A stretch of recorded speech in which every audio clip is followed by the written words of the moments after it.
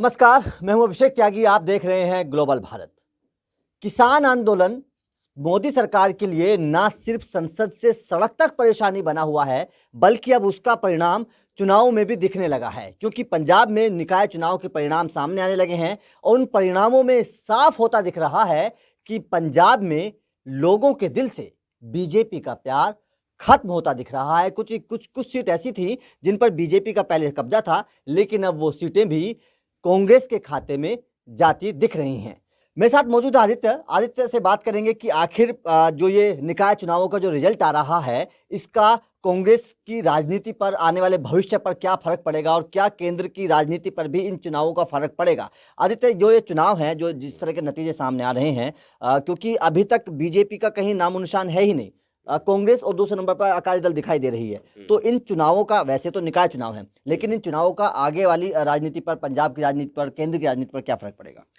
देखिए, स्वाभाविक तौर पर है, जब भी कोई चुनाव होते हैं, चुनाव के जब नतीजे आते हैं तो कार्यकर्ताओं में उत्साहवर्धन होता है नतीजों के बाद। बिल्कुल, ये स्वाभाविक है। तो कांग्रेस अगर पंजाब में बैकफुट पे चली गई थी और फिर से वहां पर ग्रो अप हो रही है और निकाय चुनाव में ऐसा प्रदर्शन कि जो बठिंडा सीट की अगर बात करें, वहां 53 साल से कांग्रेस के पास नहीं थी। 53 साल बाद कांग्रेस ने वहां अपना स्थापित किया है, अपने आप को वहां प्रदर्शित किया, बताया है कि हम जीत के सामने आए हैं। तो कहीं ना कहीं कांग्रेस के कार्यकर्ताओं में इसको लेकर उत्साह जरूर होगा।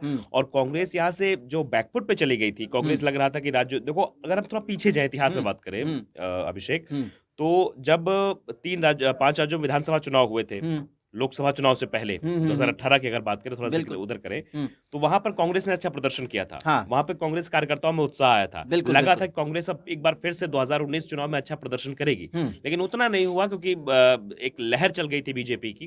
तो कहीं ना कहीं जो किसान आंदोलन है, जैसा कि आप भी कह रहे हैं, किसान आंदोलन से इस पूरे मुद्दे को जोड़ के देख रहे हैं, और ज्यादातर किसान जो आपको दिखेंगे जो दिल्ली के बॉर्डरों पे हैं, चाहे सिंघू बॉर्डर की बात करें या फिर गाजीपुर टिकरी बॉर्डर, हाँ टिकरी बॉर्डर या गाजीपुर बॉर्डर की बात करें, तो वहां पर पंजाब से किसान ज्यादा है। तो ये समझ में आता है कि पंजाब में जो प्रदर्शन हुआ है, पंजाब के लोगों ने जो है प्रदर्शन किया है, और पंजाब में जो नतीजा निकाय चुनाव में देखने को मिला है, ये कहीं ना कहीं किसान आंदोलन का एक मुख्य हिस्सा भी हो, किसान आंदोलन की वजह से ऐसा देखने को मिला है। तो हम ये भी कह सकते हैं किसान आंदोलन कहीं ना कहीं बीजेपी के लिए मुश्किल खड़ी कर सकता है। और दूसरी ये भी चीज कि यहाँ पर कांग्रेस का अच्छा प्रदर्शन कांग्रेस के आने वाले समय के लिए, और कांग्रेस के जो कह सकते हैं कि जो ऊर्जा थी, जो खत्म हो गई थी कार्यकर्ताओं में कि अब कैसे काम होगा, कैसे काम नहीं होगा, वो ऊर्जा कहीं ना कहीं कार्यकर्ताओं को मिली है, और कार्यकर्ता इसके आगे नई ऊर्जा के साथ अच्छा प्रदर्शन अन्य राज्यों में दिखाने की कोशिश जरूर करेंगे। वैसे पंजाब की राजनीति कांग्रेस के लिए कुछ अलग है, क्योंकि वहाँ कैप्टन साहब अपने ही दम पर कांग्रेस को लीड कर रहे हैं। हमने पिछले चुनावों में देखा था कि उन्होंने राहुल गांधी को भी पंजाब में आने के लिए मना कर दिया था, लेकिन वो अलग बात है।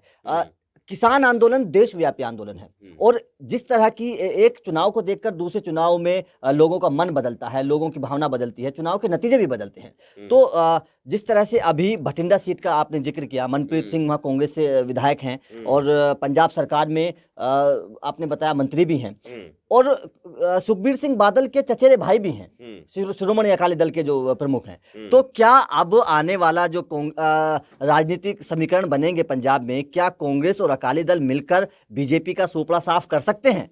बिल्कुल, ये कहना बिल्कुल गुरेज नहीं, क्योंकि जिस तरह से बीजेपी से दूरियां बढ़ी हैं अकाली दल की, क्योंकि अकाली दल के साथ मिलकर पंजाब में सरकार बनाती रही है बीजेपी, और बीजेपी केंद्र में भी अकाली दल साथ था। जिस तरह से इस्तीफा हुआ मंत्री जी का, हरसिमरत कौर ने इस्तीफा दे दिया था, इस्तीफा दिया, उसके बाद से अटकलें तेज होने लगी थी कि अब कहीं ना कहीं नया रुख अख्तियार करेगी जो है आगे अकाली दल। तो यहाँ पर अगर ये संकेत दिखाई दे रहे हैं, तो कहीं ना कहीं बीजेपी के लिए तो मुश्किल खड़ी होने वाली है, और जिस तरह से केंद्र से अलग होने के बाद हो सकता है कि, लेकिन ये चर्चा इसलिए भी हम कर रहे हैं, और कांग्रेस को भी ये समझना होगा, कांग्रेस भी देख रही है कि कांग्रेस का वर्चस्व वहां है, पंजाब में कांग्रेस की सरकार है प्रदेश में, बिल्कुल, और इसका जो है कहीं ना कहीं ये भी देखा जाता है कि कभी कभी एंटी इनकम्बेंसी भी काम करती है, लेकिन वहां पर ये कुछ नहीं देखने को मिला है। और सीधा सीधा किसान आंदोलन जो था, उसका इफेक्ट हम कह सकते हैं पंजाब में देखने को मिला है। और ये जो सवाल आपका था कि क्या अकाली दल कांग्रेस के साथ मिलकर कुछ नया पंजाब में कर सकती है, ऐसे संकेत जरूर दिखाई दे रहे हैं, लेकिन ये कहना होगा कि निकाय चुनाव कहीं ना कहीं कांग्रेस कांग्रेस कार्यकर्ताओं में उत्साहवर्धन करेगा और अकाली दल को थोड़ा सा ये करेगा, अकाली दल की कांग्रेस की तरफ वो उसका मोह जो है बढ़ जाए। बिल्कुल, देखिए राजनीति में कुछ भी संभव हो सकता है, राजनीति में कुछ भी असंभव नहीं होता। कुछ भी कोई भी विपक्षी नेता एक दूसरे से मिल जाता है। बहरहाल क्योंकि अब किसान आंदोलन से हम इसको जोड़कर देख रहे हैं, इस किसान आंदोलन में पंजाब में असर हुआ, पंजाब के किसान हैं, हरियाणा और यूपी के भी किसान हैं। तो क्या अब क्योंकि यूपी में भी चुनाव होने वाले हैं, क्या इसका असर, इस तरह का असर यूपी में भी देखने को मिल सकता है? देखिए, किसान जो है जमीनी स्तर पर रहता है, किसान खेतों में काम करता है, किसान जमीन से जुड़ा होता है। और जो चुनाव होने वाला है उत्तर प्रदेश में, वो पंचायत चुनाव है। हाँ। पंचायत चुनाव भी जमीनी मुद्दों पर लड़ा जाता है। हाँ। पंचायत चुनाव लड़ा जाता है नालियों के मुद्दे पर, हाँ। हैंडपंप के मुद्दे पर, हाँ। सड़कों के मुद्दे पर, हाँ। इंटरलॉकिंग के मुद्दे पर और स्ट्रीट लाइट के मुद्दे, बहुत सारे जो जनहित सुविधाएं उनके मुद्दे पर लड़ा जाता है। किसान उत्तर प्रदेश का, पश्चिमी उत्तर प्रदेश का आज जो है बैठा हुआ है गाजीपुर बॉर्डर पर, तो ये कहीं ना कहीं इफेक्ट जरूर करेगा। अब कांग्रेस इसमें कैसे अपना फायदा ढूंढती है, ये देखना दिलचस्प होगा। क्योंकि अगर कांग्रेस यहाँ से, क्योंकि पंचायत चुनाव में हो सकता है जिला पंचायत के तौर पे कांग्रेस अपने उम्मीदवार उतारे, क्योंकि प्रधानी तौर पे तो होता नहीं है, लेकिन जिला पंचायत स्तर पे होता है कि अपने उम्मीदवार उतारते हैं, तो उनका कितना प्रभाव वहां देखने को मिलेगा, ये देखना बहुत दिलचस्प होगा। हाँ, और उसके बाद सबसे बड़ी बात यह है कि अगर हम भविष्य की एक संभावना तलाश रहे हैं कि भविष्य में अगर कभी ऐसा हुआ, अगर इसका इफेक्ट पड़ा, तो क्या 2022 में जब यूपी चुनाव होंगे उस पर इसका असर देखने को पड़ेगा? लोकसभा चुनाव को भी मैं देखना चाहता हूं, क्योंकि किसानों में बेरुखी तो है मोदी सरकार के साथ। देखो, ये बात तो तय है, लेकिन अगर निकाय चुनाव से इसको पंजाब के निकाय चुनाव से जोड़े तो सही नहीं होगा। दूसरा, हम ये जोड़ेंगे कि अगर पंचायत चुनाव का रुख किधर रहता है, पंचायत चुनाव एक तौर पे सेमीफाइनल के तौर पे देखा जाएगा कि 2022 का जो चुनाव होना है उत्तर प्रदेश विधानसभा का, तो इसके तौर पे देखा जाएगा। अब पंचायत चुनाव में कौन सी पार्टी कैसा प्रदर्शन करती है, पंचायत चुनाव में जिला पंचायत सदस्य कितने जीत के लाते हैं, कितने किस पार्टी के जीत के आते हैं, ये देखना बहुत दिलचस्प होगा। तो आने वाले समय में हम कह सकते हैं कि किसान आंदोलन का रुख किधर जाएगा, किसान आंदोलन से बीजेपी को नुकसान होगा या फायदा होगा, ये पंचायत चुनाव डिसाइड करेगा उत्तर प्रदेश का।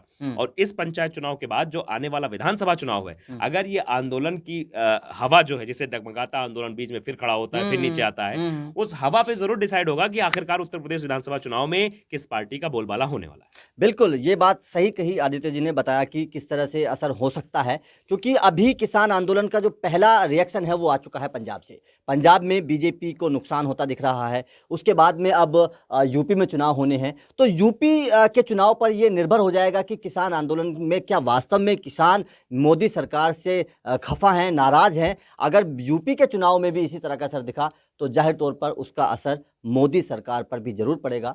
बाकी आपका इस पूरे मुद्दे पर क्या मानना है, हमें कमेंट करके ज़रूर बताइए। हमारी वीडियो अच्छी लगी हो तो इसको शेयर करें, लाइक करें और हमारे चैनल को सब्सक्राइब जरूर करिए। नमस्कार।